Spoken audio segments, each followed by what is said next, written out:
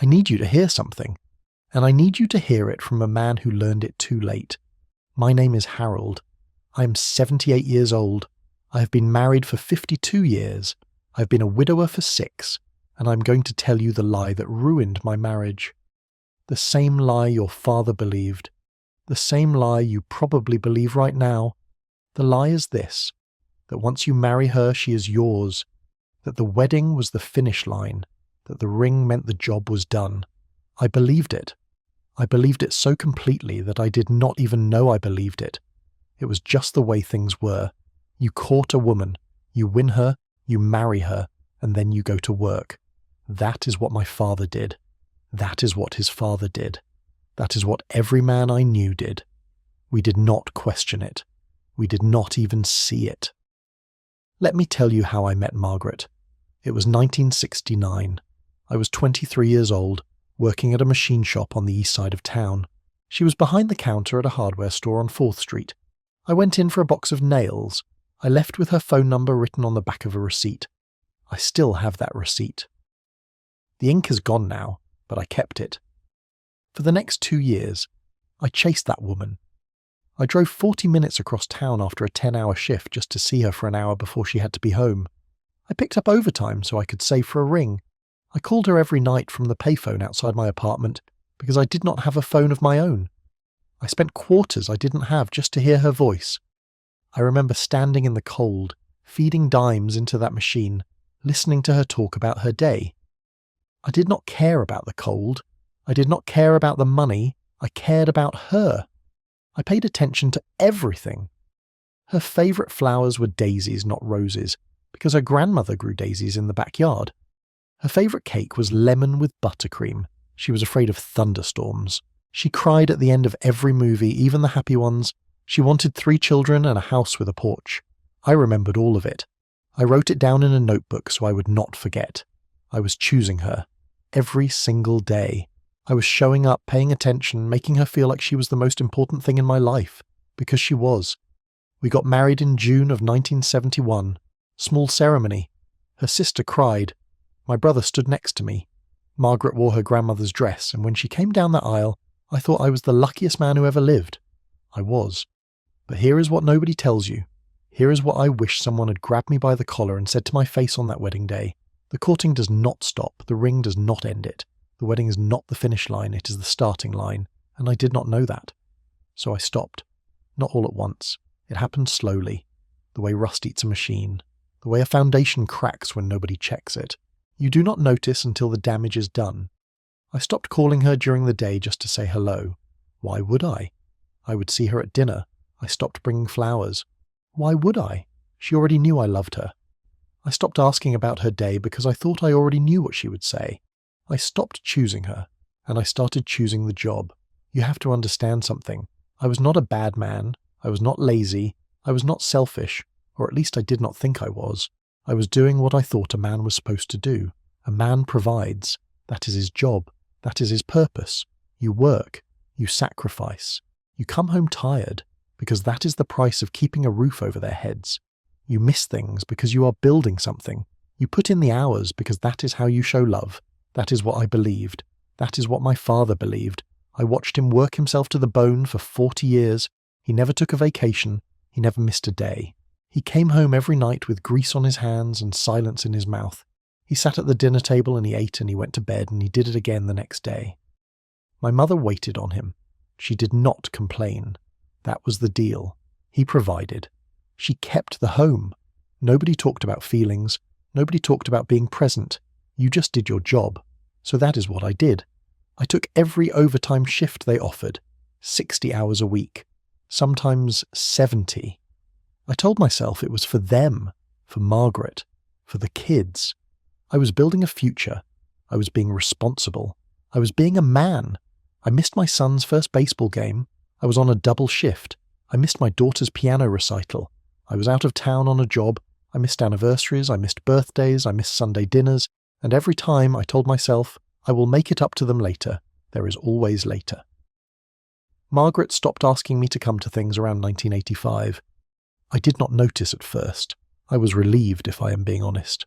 One less thing to feel guilty about. One less argument. We argued.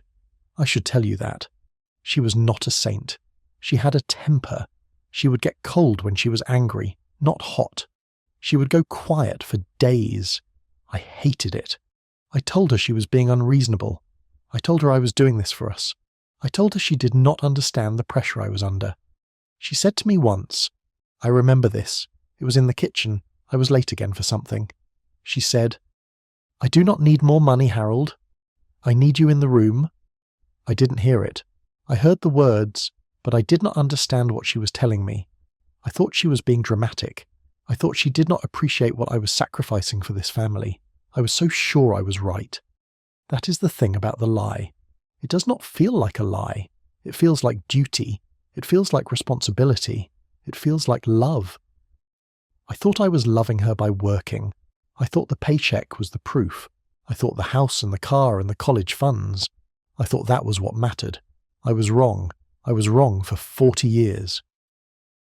Margaret got sick in the spring of 2019. Pancreatic cancer. The doctors gave her 6 months. She made it 8.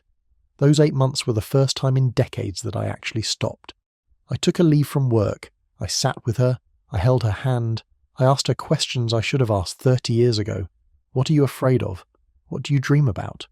What do you wish we had done differently? She told me. She told me everything. The loneliness.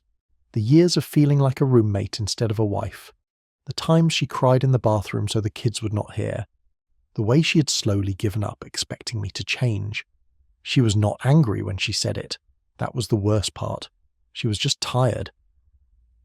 I brought her lemon cake from the bakery on 3rd Street. I brushed her hair when she could not lift her arms. I read to her from the book she used to love.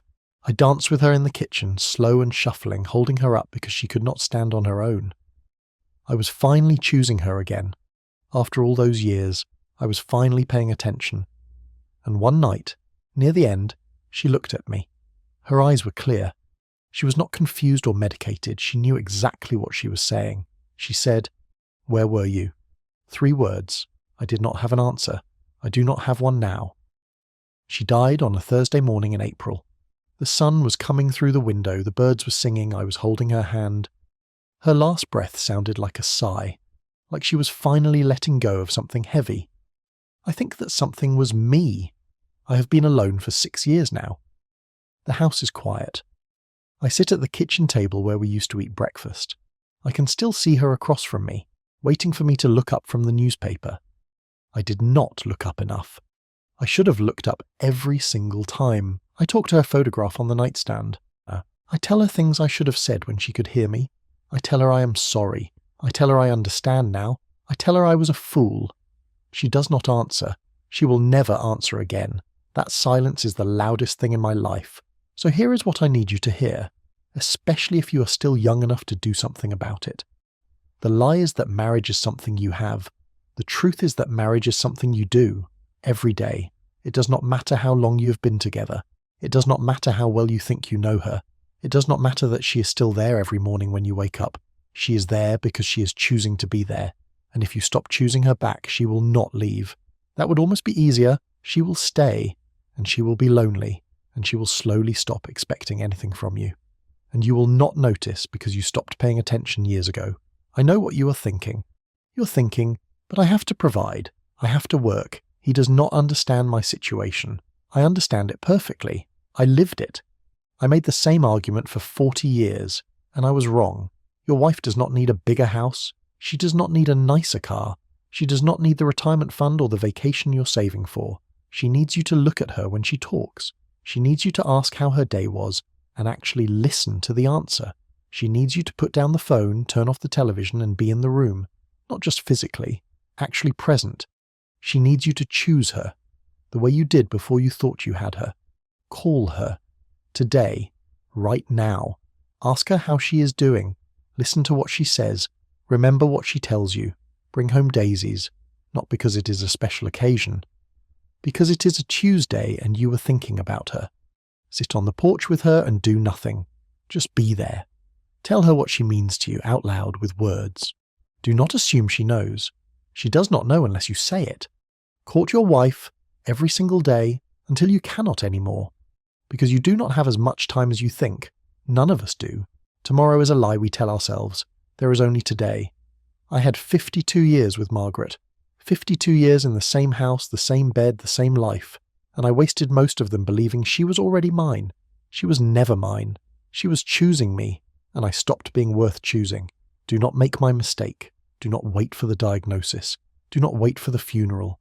Do not wait until you are 78 years old, sitting in an empty house, talking to a photograph. If you're watching this and you're married, put down your phone, go find your wife, look her in the eyes, and say the thing you've been meaning to say. It is not too late for you. It is too late for me. Leave a comment below. Tell me, when is the last time you courted your wife? When is the last time you chose her like you were still trying to win her? Hit subscribe. There is more I need to tell you before my time runs out.